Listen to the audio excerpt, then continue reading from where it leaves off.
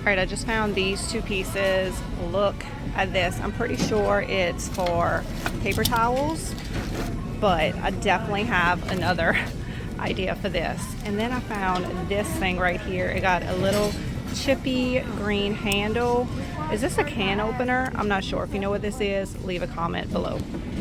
I got these little black hooks off of Amazon. They come in a big pack. I use them all the time for different projects, but they come with the tiniest little screws ever. So you definitely want to pre-drill the holes. It's going to be so much easier. So I just marked with a Sharpie where my holes need to go. I have a very small drill bit on my drill. I'm going to pre-drill my holes, and then it will be easy to get my screws in with a screwdriver after this. And that is it. That is all I'm going to do to transform this paper towel holder into something else. You can now add this wood piece anywhere in your home to display art. I love how it lifts up the canvas and kind of acts like an easel. You can also use it as a wreath holder if you need to add a pop of greenery anywhere. And y'all, when I was styling the wreath, I threw the canvas in the basket I have under my table, and it looks so cute. I also had to show y'all that idea. I never thought of putting a piece of artwork in a basket, and you can find this artwork and this wreath on my website if you love it as well. And I also have this sweet little bunny available. How cute is he? Hey guys, welcome back to my channel. Today's video, we're doing another bins challenge, but there's a twist because I'm doing it in collaboration with my friends Teresa at Our Green Acres and Sherry at Canterbury Cottage. We have a list of 5 items. You've already seen one of them, but it is a book, a piece of clothing, a wood item, a vase, and a figurine. So if you love my videos, I feel like you're gonna love theirs as well. So after you watch my DIYs, make sure you head over to their channels and see what they did with their 5 items. I always look through the clothing at the thrift store to see if anything inspires me, and this is a beautiful orange linen skirt. The fabric is amazing. I feel like I can definitely do something with this. Now, I actually really like the orange color on this skirt, but I just want to remind y'all that if something's a little too bright or a little too new looking, you can always tea dye it to get that antique, more grungy look. The first thing I want to do is cut just one side of the belt loops. Then I'm going to take some hot glue. I'm going to loop it over into the inside of the skirt, and I'm going to glue down both sides. Y'all, I'm sorry, you cannot even see what I'm doing here. I didn't realize that it wasn't on camera, but about a foot down from the waistline, I am just cutting a straight line at the bottom of this skirt, and then I'm coming back and I am creating kind of a curve because I wanted the bottom to be curved. So I cut one side, and then I took that cut off and put it on the other side. That way I could make sure the curve was the exact same. Y'all know on my channel, we don't use a sewing machine. Everything is no-sew, hot glue only. So I'm coming in between these cute little buttons, and I'm just going to hot glue that. And normally I like a frayed edge, but because this already has clean lines that have been sewed up, I'm going to continue on with that look. So I'm going to flip my skirt inside out, and then I'm going to hot glue my seams together. And that way, when I turn it, the right side out, I'll have a nice clean line. I decided I wanted to add something to the front of this. So I already had these little drop cloth squares that were the perfect size. I just need to round out the bottoms. I want it to look like little pockets. And then I decided to add a stamp. Y'all, this IOD Kindred Heart stamp is just my favorite stamp right now. It makes everything look so cute. So I'm going to add some IOD black ink, and I'm going to stamp this on here. And y'all, oh my gosh, it looks so good. I'm telling y'all, I love this stamp so much. It just makes everything look so cute. Now I'm going to take my new little drop cloth pockets, and I'm going to simply hot glue them to the front of the piece. I really like the addition of the pockets because I felt like it kind of broke up the orange a little bit. We are not done yet because we still have a good bit of fabric left, and I really want to create something with these cute little buttons. We have orange fabric. Y'all know we're going to be making some carrots. So I don't think about it too much. I don't use a pattern. I just go ahead and cut a carrot shape, and I'm cutting it to where those buttons are in the center. And then I'm going to hot glue my sides together. And for these carrots, I am going to be doing a raw edge. I'm stuffing my carrot. I like to use pillow stuffing. You can get a whole pillow at Walmart for $3 or $4. And this is the Baby's Twilight Bush that is available on my website. I think it is just the perfect greenery for a carrot topper. So I'm going to stick it in there and add a little jute twine. And that is it. This carrot is done. Now I still had some more fabric left over. So I decided to make 3 more smaller carrots. And since they didn't have any details like the buttons on them, I decided to add the kindest regard stamp and stamp the front and the back of these orange carrots. And I just love the way that these look. Now these carrots are smaller, so I'm taking my Baby's Twilight Bush and I'm just cutting off all of the sprigs of greenery. I've already stuffed my carrots and I'm taking 1 sprig, sticking it in, and then adding my little jute twine just the same way I did the bigger ones. And now I have 3 smaller carrots. So y'all let me know which ones y'all like better. The ones with the kindest regard stamp or the one with the buttons. All right, raise your hands. Be honest if you thought the skirt was not going to come out good. I really love it, and it reminded me of a clothespin basket we had as kids. So I accessorized it with some clothespin and the Luna Leaves greenery, and I put it on 2 hooks in my foyer. And the carrots I just threw in a basket that I had in my foyer. I am just loving the little details that the kindest regard stamp added to these pieces. If y'all don't have this stamp, y'all definitely need it. Oh, what is this? It's a little vase, blue and white. It's made in China. It's really cute though. That'd be great with some pink flowers or some yellow flowers in it for spring. I'm seeing lots and lots of blue and white here. Also, when I was at Atlanta Mart, I saw a lot of that as well. It's definitely in style.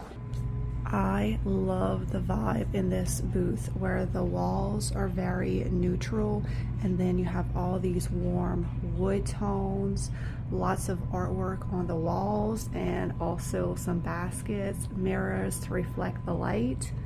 It is just absolutely gorgeous, and just a hint of that blue and white as well.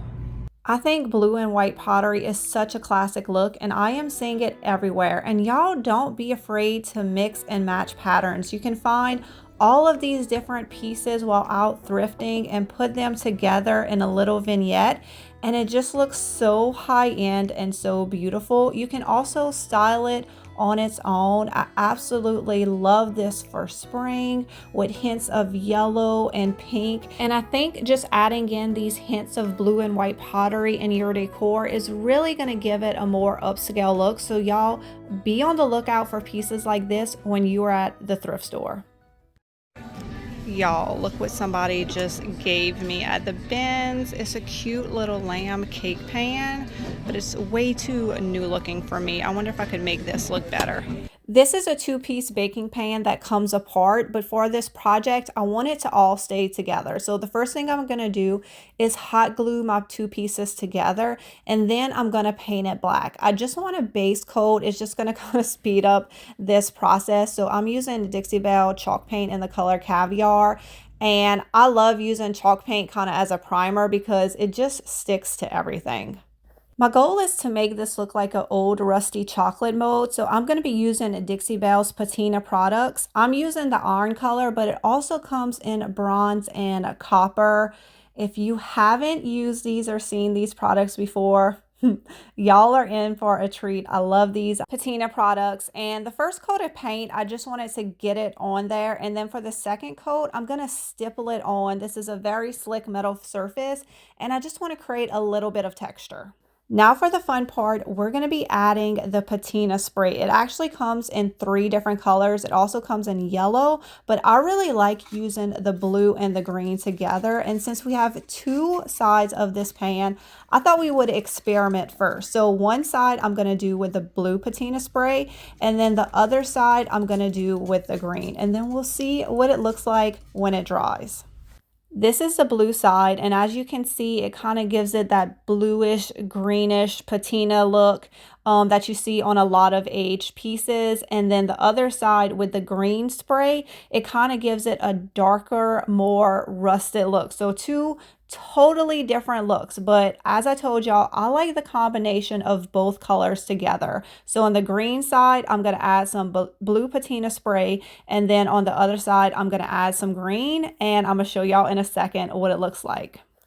All right, I'm going to try not to scream in y'all ear, but y'all, like, we took that slick metal new pan and turned it into this rusty, crusty little lamb figurine that kind of looks like an old chocolate mold. I am just obsessed with these patina products and how you can take a brand new item and make it look like this.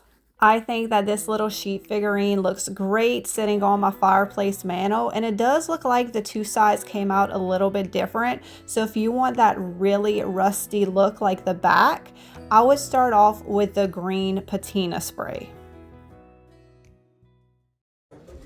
Look at all the beautiful books. I might have to see if they'll take an offer on some of these. Oh, look at these beautiful green ones right here. Oh, I love that. Oh, look at these falling apart ones. Oh my gosh, love. It's hard to find like brown books. Find lots of red all the time. It's 100 years old. At least. Illustrated home book of poetry song. And then here's some more over here. Ooh, small books. I need these. These little books are so hard to find. Here's some more leather ones that we love. This black one. Dictionary. Look at the books.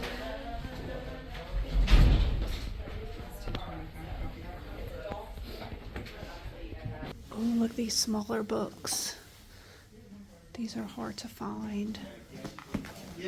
There's quite a few of them. So far, this is my stack of books. I don't think it's a big secret that I love thrifting old books. The older, the crustier, the better. So I figured I would just take you around my house and just show you some of my books and how I have them styled. Not all of them, because we would be here all day. I mainly like to use them as risers to lift up my decor and give me different heights. And y'all, when I find these books with these textured pages, that is my favorite. I scoop those right up.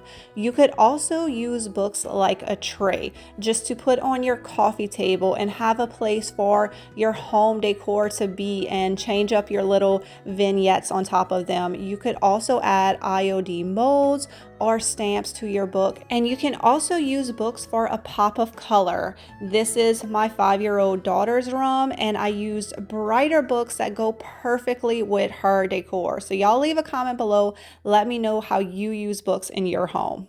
All right, guys, I hope that y'all enjoyed the projects in today's video. Please leave a comment below. Let me know what's your favorite. And if you want more DIY ideas, make sure you go check out my friends' channels, Teresa at Our Green Acres and Sherry at Canterbury Cottage, because they are taking the same 5 items and upcycling them in their own way. And I will have the links to their channels and their videos in the description for y'all. And if you are new here from Sherry and Teresa's channel, please let me know in the comments. I hope you enjoyed my content, and I hope you will consider subscribing. I have new DIY videos that come out every single week, and I will put a playlist right here of all of my favorite DIYs if y'all would like to check it out. I hope y'all have a wonderful day. I hope y'all enjoyed and was inspired by today's video, and I will see y'all next week for another DIY video.